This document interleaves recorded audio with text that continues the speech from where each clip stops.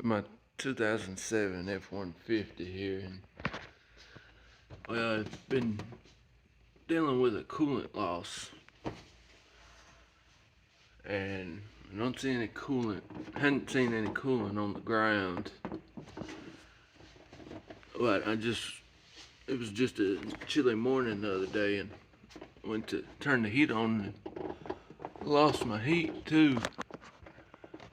I looked down here and right by the thermostat and the coolant crossover, see a few puddles of coolant down there. And today at lunch I got out, turned the truck off, and I heard it hissing. Oh, I think the intake gasket at the coolant crossover here has blown, so I'm working on pulling it apart. Start by pulling that to 8mm on the, well, help if I go the right way.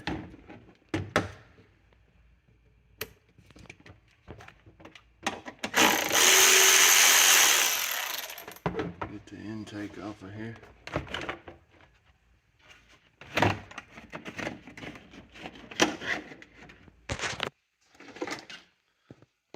Get that map unplugged. Okay, I got the intake out of the way now, and you can see where coolant's been leaking. Right off of that. Got a new thermostat and thermostat housing to put on it too. There's another puddle. You can see down in there.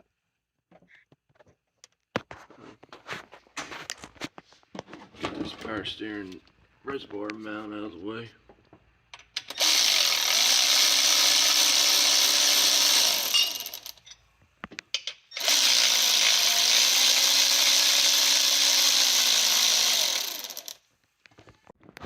I just recently replaced this coil, and there was coolant in there. I got the power steering reservoir mount out of the way, and I'm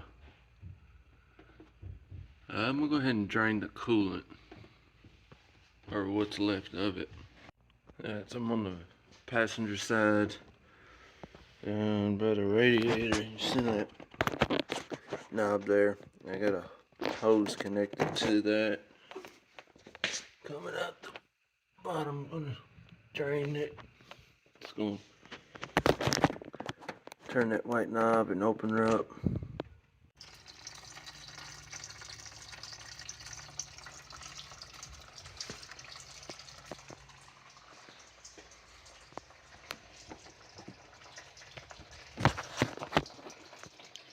Easier to get better flow. I loosened the cap. It's just sitting on top.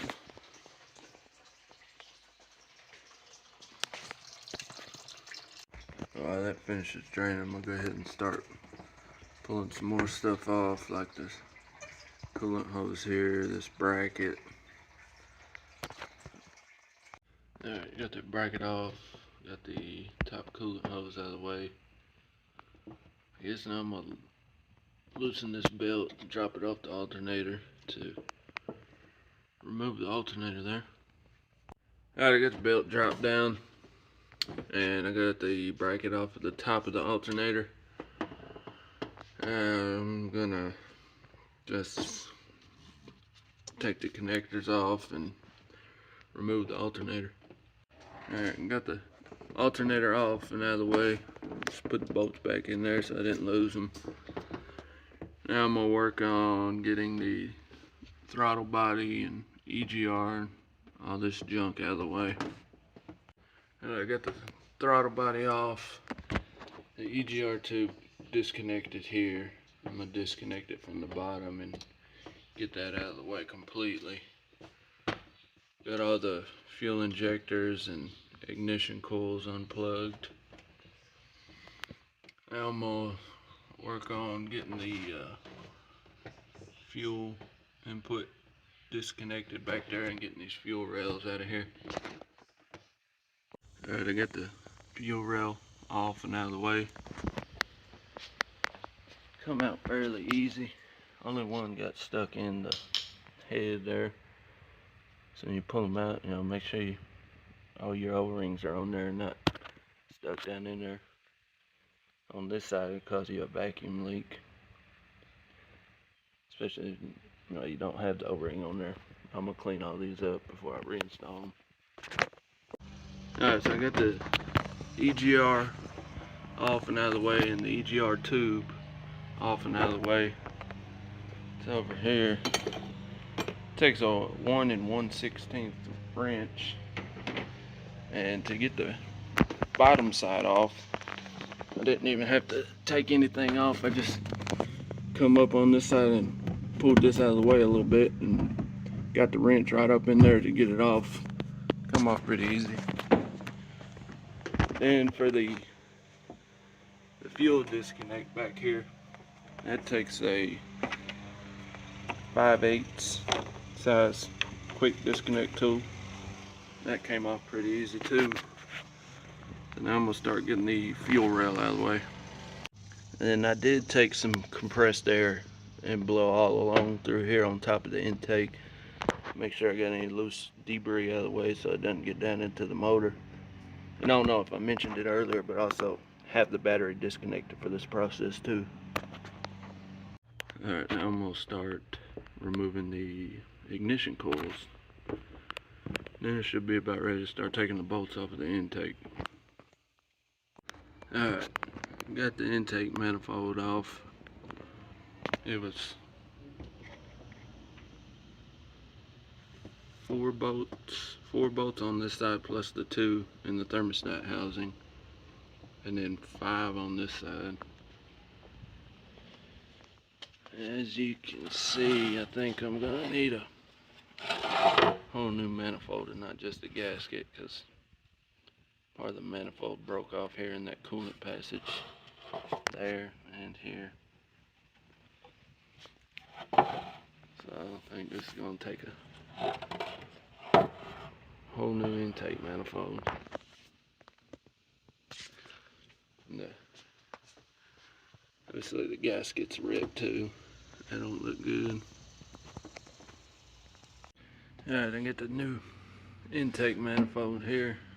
I'm gonna put on.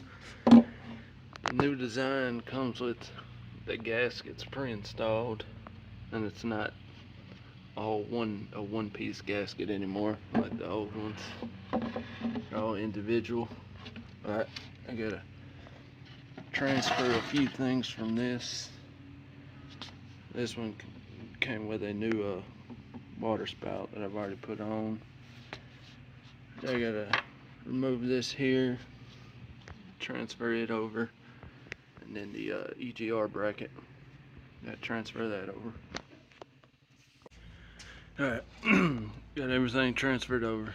EGR bracket, the hose, intake piece there, got the throttle body gasket on there, and I've got the intake mating surface all cleaned up. I just use this right angle die grinder with this pad on to clean it up. I'm gonna blow it off one good time and start putting it back together. Alright, got the new manifold installed and all torqued down. It comes with the torque specs and the order of torquing your bolts. Followed it to that.